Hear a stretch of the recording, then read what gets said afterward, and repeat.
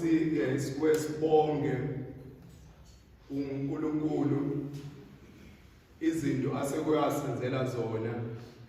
Siphinde futhi sicele kumama nje kakhulukazi ngoba sifike la eNgome ukuthi abe nathi futhi empilweni yethu and abe nathi kuzo zonke izinto esizidingayo. Njengoba ufade kade senzele enye inkonzo yokususa konke lokhu okusihlukumezayo, konke lokhu okusigqilazayo. Manje sesize uNkulunkulu, sesiyobonga and futhi siyocela ukuthi asisize kakhulukazi uMaria asicelele kwindodana yakhe. Sizofunda nje kwivangeli uJohn 19 chapter 19 verse 26 kuya ku27, a very short verses. When Jesus saw his mother there and the disciple whom he loved standing nearby, he said to her, "Woman, here is your son." And to the disciple, "Here is your mother." From that time on, the disciple took her into a home. Mhlambe into esingayibuka kuleli ivangeli or kuleli lamavesi ukuthi into esifundayo khona ukuthi uJesu usesiphambanweni, uJesu seyahamba emhlabeni, kodwa unika abafundi bakhe or unika uJohn umama ozokwazi ukuthi abe umama ozomsiza, abe umama ozokwazi ukuthi ahlale nabo ama-disciples akhe, abasize kuyo yonke into abayidingayo. Sonke siphuma emndenini, most of us sibile nabazali. Siyazi abazali banjani. Abazali bahlezi besithanda and futhi bahlezi besiprotect, especially omama. Omama bayinto enkulu empilweni yethu. Without bona kuyabonakala sometimes ukuthi khona okulekayo. But uJesu usitshela ukuthi ama-disciples akhe ukuthi nami uma engimnika yena. Uma ukuthi menenkinga ngizocela kuyena. Because lo manje uyakwazi ukulalela yonke into enishoyo and atshele nini.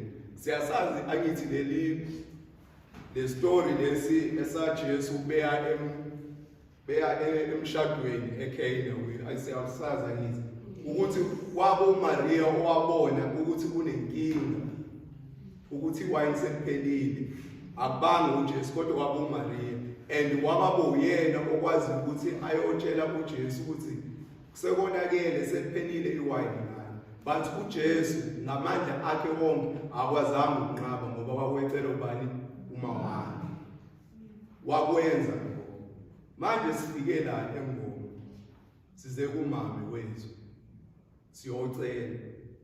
So ukuthina ukuthi socela yini kahle yini lokho esikufunayo, ngoba umama wethu uzokwazi ukuthi asilalele and bese ke asicelela uJesu ukuthi akwazi ukusinika lokho esidingayo. So ukulento ukucela kwethu kungabi nje just ukucela izinto ezosenza ukuthi mhlambe sibe ngcono kunabanye abantu osibukele abanye abantu phansi, but kube ukucela ukuthi sicela izinto ezosiza thina futhi iphinde zisize abantu, zisize imindeni yethu, zisize bonke labantu abaseceleni kwethu abadinga ukusizwa uNkulunkulu.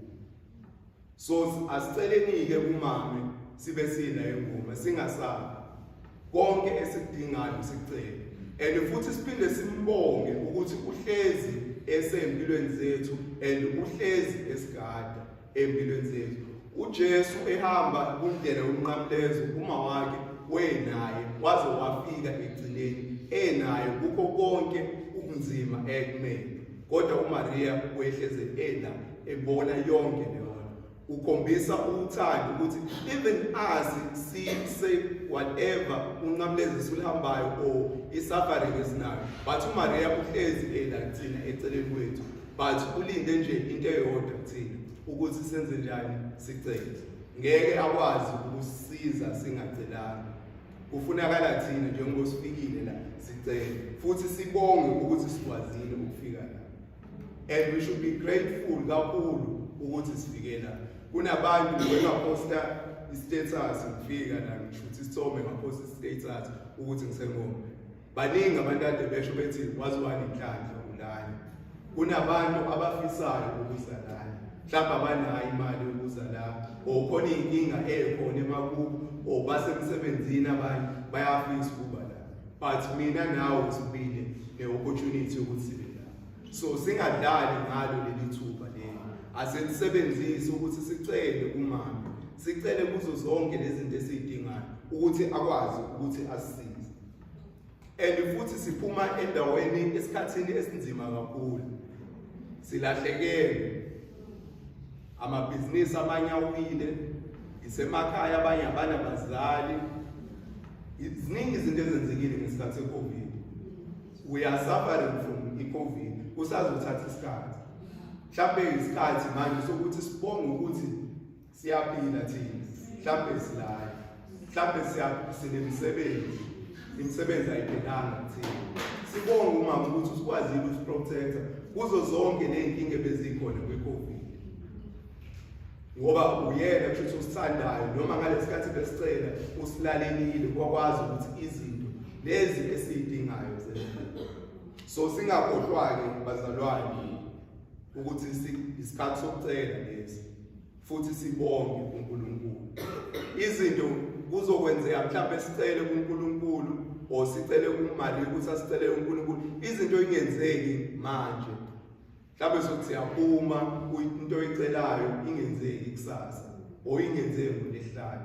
But akusho ukuthi ngeke kusenzeka lutho. Kuthatha isikhathi, uNkulunkulu unesikhathi sakhe indlela enza ngayo izinto. Mhlawumbe thina mesiyijaha or siyifuna manje, mhlawumbe izosenza, mhlawumbe siluze something. So uNkulunkulu uyadecide yena ukuthi lento esiyifunayo uzosinika nini yona. Akafani ne-ATM where upresayo imali iphume manje. But yena usebenza ngani ngesikhathi sakhe. So kufanele sicele singaphela amandla kodwa sicele. Kunohlobo lesihlahla. It's a very interesting tree. It's why it's a bamboo tree uqala. Abalisebenzisa eChina. Bakha ngalo lokuqala eChina. But ngenxa yamanje ukuthi izinto seyishintshile abasalisebenzisi leli manje, but they used to use it kudala. So lolu qalo lolu kuthiwa melitshalwa uyalitshala mhlawumbe it might take unyaka ukuthi livele. Uzolokhu licelela nje but akuveli lutho. Thatha unyaka almost unyaka lingaphumi. Ulokhu licelela nje ulicelela lingaphumi. But the time liphuma seqala ukulenda likhula so fast ngalendlela ukuthi ngeke ukhona. Bathi kodwa the time ulicelela impande zona isuke ngaphakathi zibambelela zikhula ngakhona zizokwazi ukuba negrab ekahle ukuthi ikhule mase kukhula sikhule kakhulu sibe sikhulu bakwazi ukusebenzisa. But into esingayifunda mhlawumbe ukuthi umuntu ositshalayo akagive up. Ulokhu ecelelile enethemba lokuthi ngelinye ilanga sizokhula. Nemkhuleko yethu ngicela mhlawumbe senze njalo ukuthi yonke into esikhulekelayo mhlawumbe ngeke yenzeke manje, izothatha isikhathi, kodwa ukusho ukuthi siyeke asilokho sikhuleka even ngisho sesifike ekhaya siphinde sicele kumama kwinto esivele siyicelela mhlawumbe uzoyenza ngesikhathi sakhe. Singanjalo kodwa uNkulunkulu uzoyiphendula imikhuleko yethu. Kuthiwa knock and the doors will be opened. Uma ninganokhanga uNkulunkulu ngeke avule. Ufuna thina ukuthi